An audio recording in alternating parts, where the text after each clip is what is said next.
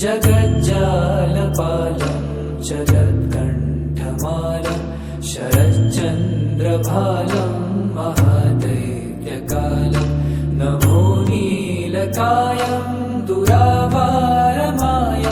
सुपद्मासहायं भजेऽहं भजेऽहम्।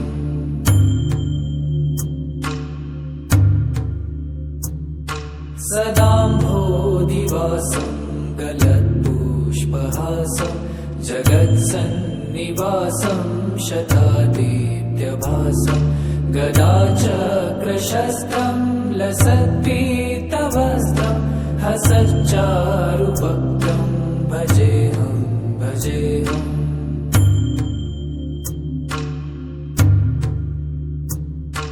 रमाकण्ठहारं श्रुतिव्रातसारं जलान्तर्विहारं धराभारहारं चिदानन्दरूपं मनोज्ञस्वरूपं धृतानेकरूपं भजेऽहं भजेऽहम्।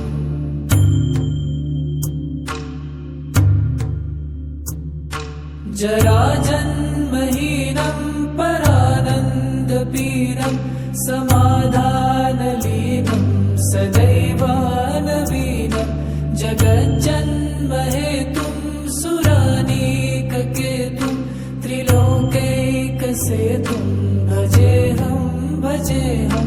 कृताम्नायगानं खगाधीशयानं विमुक्तेर्निदानं हरारातिमानं स्वभक्तानुकूलं जगद्वृक्षमूलं निरस्तार्थशूलं भजेऽहं भजेऽहम्।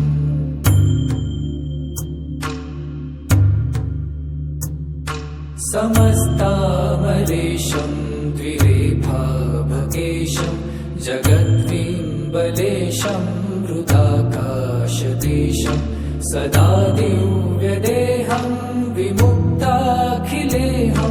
सुवैकुण्ठगेहं भजेऽहं भजेऽहम्।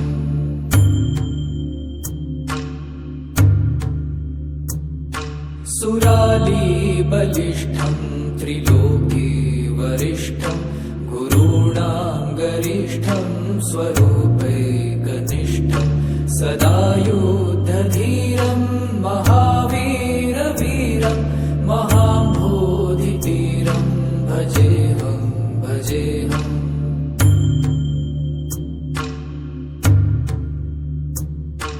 रमावा